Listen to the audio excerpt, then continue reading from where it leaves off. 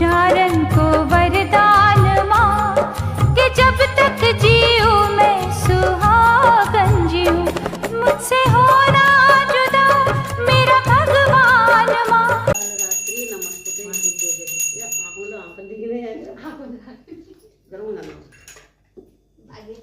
समर्पयामि पुष्पं समर्पयामि गंधं समर्पयामि। ओम नमो भगवते वासुदेवाय नमः। संगच्छ ददन्तस्य कपिलो गणकच्छ लंबोदरस्य विकटो विनायको धूम्रकेतु धूम्राधस्य बालचंद्रो जाननमो द्वादशे तानि नामानि आपटे शोण्यादवे विद्यारम्भे वाचो संग्रामे संकटच्चैव विघ्नदशन जायते विघ्नबली कुटाराय श्री महामंगल मूर्ते नमः। ओम सर्वमांगल्य मांगल्ये शिवे सर्वार्थ साधिके शरणे त्र्यंबके गौरी नारायणे नमस्तुते। मंगलम भगवान विष्णु मंगलम गरुड़ मंगलम पुंडरीकाक्ष मंगलाय तनोहरि। माँ भगवती देवी की जय हो। तो अब शुरू करते हैं वट सावित्री व्रत की कथा।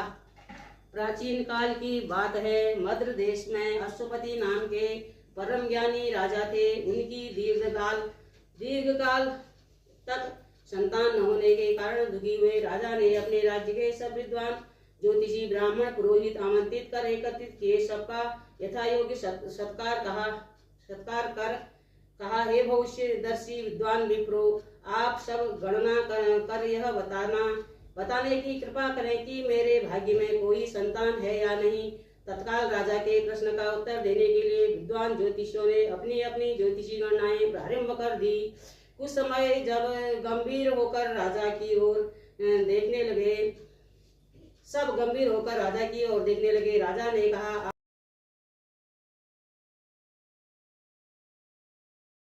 राजा अपनी कन्या के विवाह का परिणाम सोचकर भी दुखी हो गए। वे ये विचारने लगे कि कुछ बचाव का प्रयास किया जाए। ऐसा सोचते सोचते देव प्रेरणा से राजा को नारद जी का श्रवण हो गया। वो आया धर्मात्मा। राजा ने आह्वान कर नारद जी को बुलाया और सारी बातें बता दी। नारद जी कुछ पल विचार कर बोले, हे राजन, तुम अपनी कन्या के विवाह का दायित्व उस पर छोड़ दो।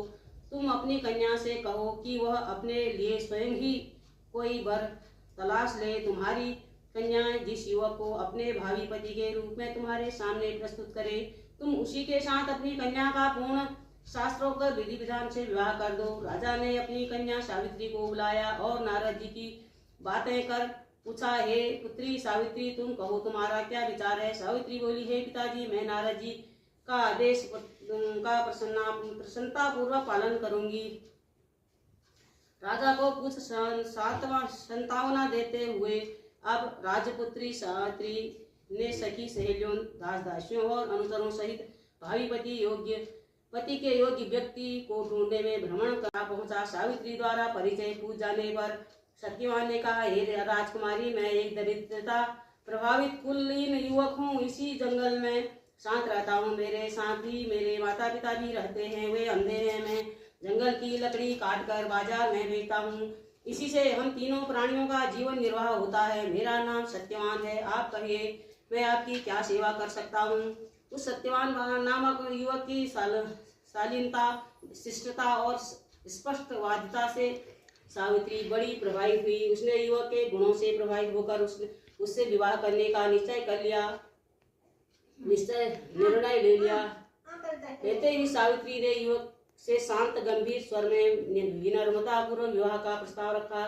सावित्री का प्रस्ताव सुनकर सत्यवान ने कोमल नर्म स्वर में कहा, हे राजकुमारी, मेरे साथ विवाह करना आपके लिए उचित नहीं है। मेरे साथ ही आप ही दुखों और संकटों में घिर जाएंगी। इसके बाद सावित्री बार बार विवाह का आग्रह करने लगी। सत्यवान तरह तरह से समझाता रहा, लेकिन सावित्री के हट करने पर सत्यवान ने कहा, सावित्री, समीप ही मेरी कुटिया है, वहाँ मेरे माता पिता हैं। आप उनके पास चलें। अच्छा हो कि यह बात उनके सामने ही हो जाए। सत्यवान के प्रस्ताव से उत्साहित होकर सावित्री उसकी कुटिया में गई। वहाँ सत्यवान के अंधे माता पिता ने भी सावित्री को हर तरह से समझाया, पर सावित्री ने अपनी ओर से उन्हें तरह तरह के आश्वासन कर दिया।